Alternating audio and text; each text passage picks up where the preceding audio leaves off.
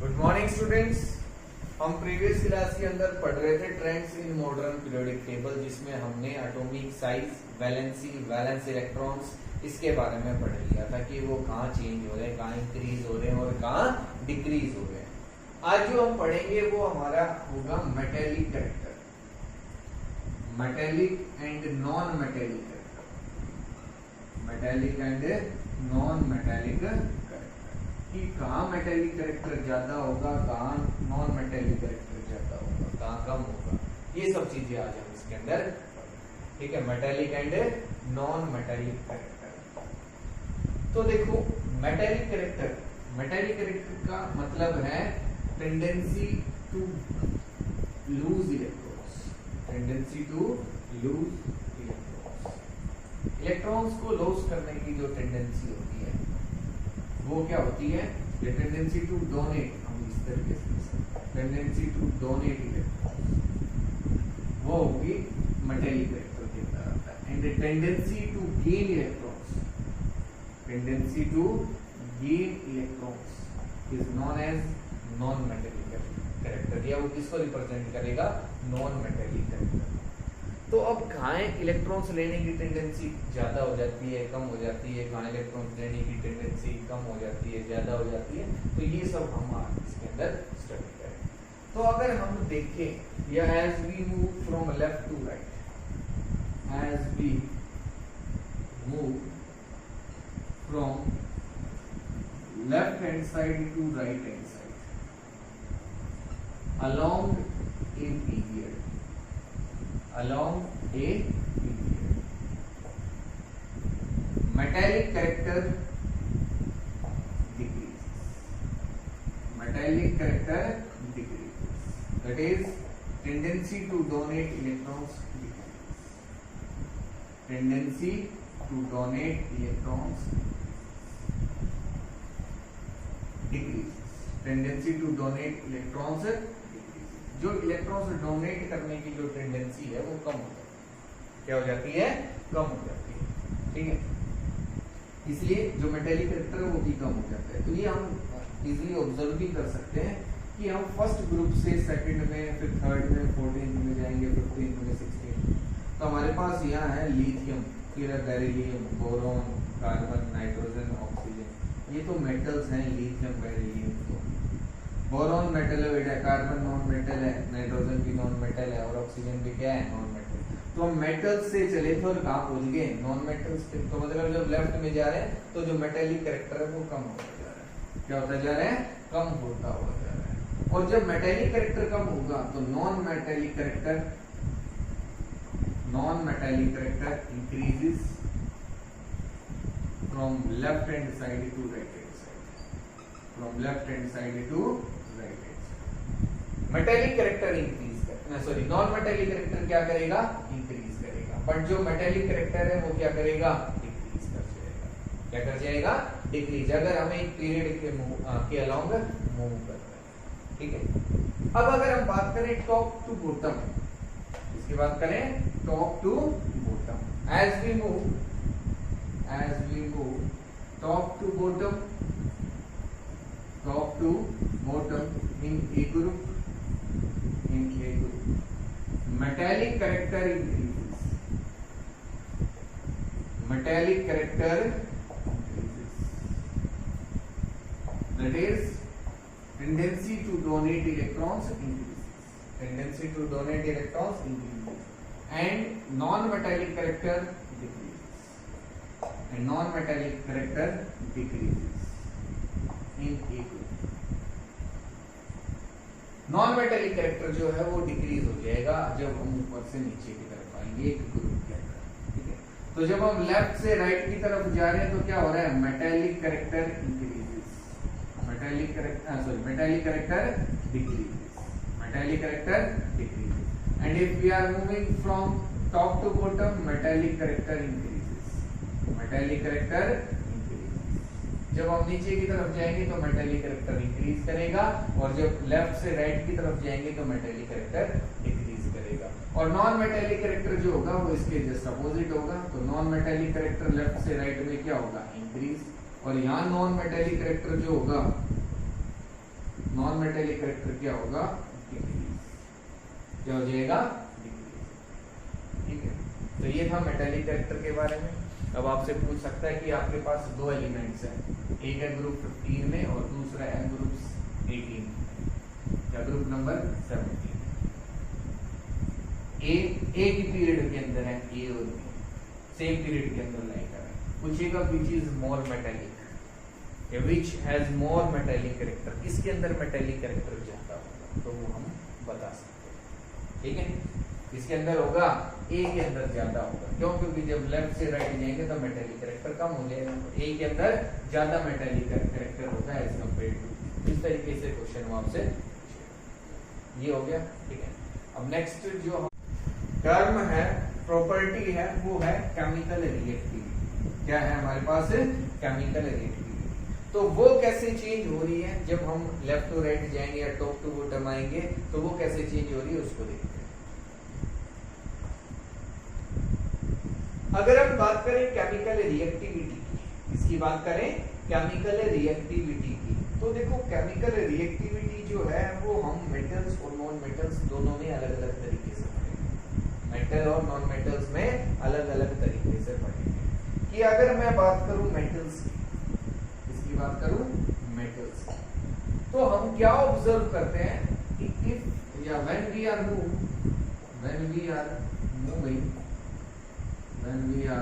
moving along a period, tendency to donate electrons decreases,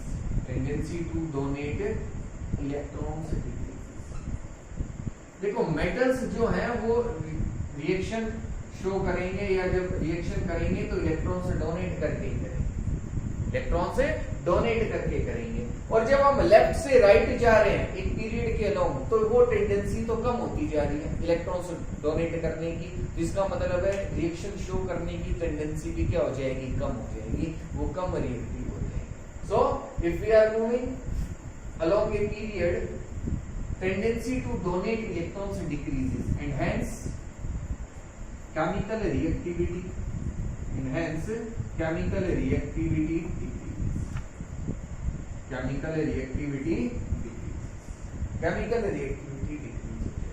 ठीक है। And if we are moving top to bottom in a group, tendency to donate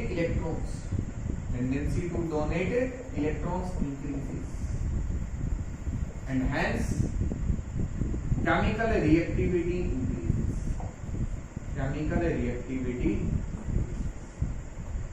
reactivity जो है वो increase हो जाएगी। ये हमने अभी देखा था मेटेलिक कैरेक्टर के अंदर कि लेफ्ट टू राइट जा रहे हैं तो मेटेलिक कैरेक्टर कम होता जा रहा है, तो मतलब टेंडेंसी टू डोनेट इलेक्ट्रॉन्स जो है वो कम होती जाएगी। और top to bottom metallic character increase होता है, इसका मतलब है tendency to donate electrons increases. और जब टेंडेंसी जो है इलेक्ट्रॉन्स डोनेट करने की वो इंक्रीज होगी तो केमिकल रिएक्टिविटी भी क्या हो जाएगी, ठीक है। तो ये तो केस था मेटल्स का कि जब हम पीरियड के लोग मूव करेंगे तो जो रिएक्टिविटी है वो कम हो जाएगी, और जब टॉप से बॉटम की तरफ आएंगे तो रिएक्टिविटी इंक्रीज। अब अगर हम देखें नॉन मेटल्स के अंदर तो वहां कुछ अलग ट्रेंड रहेगा, वो क्या है उसको देखते हैं। नॉन मेटल्स की अगर हम बात करें, इफ वी आर मूविंग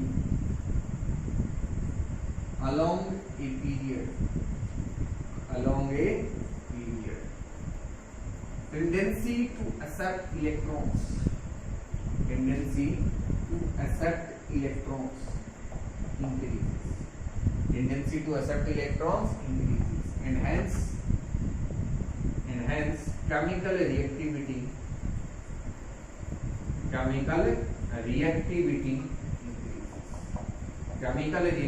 क्या हो जाएगी, इंक्रीज हो जाएगी। And if we are moving down the group, tendency to accept electrons decreases and hence chemical reactivity decreases and hence chemical reactivity decreases. तो chemical reactivity top to bottom decrease होती है, left to right increase होती है। ठीक है, तो हमने metals और नॉन मेटल्स के अंदर देखा, जब हम मेटल्स में लेफ्ट से राइट जाएंगे तो रिएक्टिविटी डिक्रीज और टॉप टू बॉटम आएंगे तो रिएक्टिविटी इंक्रीज हो जाएगी, reactivity. And if we are moving if we are moving from left hand side to right hand side along a period in case of non metals, reactivity increases, and if we are moving from top to bottom in a group, reactivity decreases, ठीक है। तो दोनों में अलग अलग है, यहाँ reactivity increase हो रही है, यहाँ डिक्रीज हो रही है, इसमें इधर डिक्रीज हो रही है, उधर क्या हो रही है उसमें। तो मेटल्स और नॉन मेटल्स के केस में हम बता सकते हैं कि केमिकल रिएक्टिविटी क्या रहने वाला है। ठीक है, अब नेक्स्ट ट्रेंड देखते हैं, नेक्स्ट जो प्रॉपर्टी है, नेक्स्ट जो कैरेक्टरिस्टिक है वो क्या होगी उसको देखते हैं। नेक्स्ट हम पढ़ेंगे नेचर ऑफ ऑक्साइड्स, कि जो ऑक्साइड्स का नेचर है वो कैसे चेंज होता है if we are moving from left hand side to right hand side and if we are moving from top to bottom in a. तो देखो ऑक्साइड्स जो है, सबसे पहले आपको फॉर्मूला पता होना चाहिए कि जो डिफरेंट ग्रुप्स के जो एलिमेंट्स है, कि ग्रुप फर्स्ट है, ग्रुप सेकंड है, ग्रुप थर्ड 13 है, ग्रुप नंबर 14, 15, 16, 17 एंड 18। ये एग्जाम में कई बार पूछा गया है कि ऑक्साइड का फॉर्मूला बताओ क्या होगा। 13th ग्रुप में एलिमेंट है, 14th में, 15th में, तो बताओ क्या फॉर्मूला होगा ऑक्साइड का। तो ऑक्साइड का क्या फॉर्मूला आएगा, देखो फर्स्ट ग्रुप के अंदर अगर हम देखें तो यहाँ मैं मान रहा हूँ एलिमेंट जो है वो है M, ठीक है। तो ये जो ऑक्साइड फॉर्म करेगा वो होगा M2O, क्या होगा M2। ये जो फॉर्म करेगा वो होगा MO, सेकेंड ग्रुप के जो एलिमेंट्स। 13th ग्रुप के जो एलिमेंट्स हैं वो फॉर्म करेंगे M2O3 और ये फॉर्म करेंगे MO2। यहाँ जो कंपाउंड फॉर्म होगा उसका फॉर्मूला होगा आपके पास MO, ठीक है। MO2 भी हो सकता है, इसमें क्या है हमारे पास कई टाइप के मिलते हैं, MO भी हो सकता है, ठीक है, M2O5 भी हो सकता है। तो कई टाइप के फॉर्मूले हमें यहाँ देखने को मिलते हैं, ठीक है। नेक्स्ट अगर देखें, ये तो हमारे पास है ही ऑक्सीजन, ठीक है। और आपके पास जो क्लोरीन, जो हमारे पास जो हेलोजन्स है, इनका जो फॉर्मूला होगा वो आपके पास होता है M2O। ये जनरल एक फॉर्मूला M2, ठीक है। तो ये आपको देखने कि क्या फॉर्मूला रहने वाला है, ठीक है। नॉर्मली जो है वो इनसे क्वेश्चन पूछ लेगा कि ऑक्साइड का फॉर्मूला बताओ क्या है, इसमें क्या होगा, ठीक है। तो ये आप आसानी से बता सकते हो कि ऑक्साइड का फॉर्मूला क्या रहने वाला है, ठीक है। 14th ग्रुप में आते हैं कार्बन सिलिकॉन, तो कार्बन क्या बनाता है CO2, सिलिकॉन क्या बनाता है SiO2, सिलिकॉन डाइऑक्साइड। तो ये आप देख सकते हो। एल्युमिनियम Al2O3, बोरोन होता है, एल्युमिनियम होता है, गैलियम होता है, तो जनरल फॉर्मूला ये होता है। इसमें अगर हम देखें तो MgO, CaO, यहाँ देखें तो Na2O, Li2O, K2O, इस तरीके के कंपाउंड जो है वो हमें देखने को मिलते हैं, ठीक है। तो ये आपको याद रखना है कि किस टाइप के ऑक्साइड्स जो हैं वो फॉर्म हो रहे हैं किसी भी ग्रुप के। अब अगर हम बात करें कि इनके नेचर की अगर हम बात करें तो मेटल्स जो हैं, metals generally form oxides of basic nature.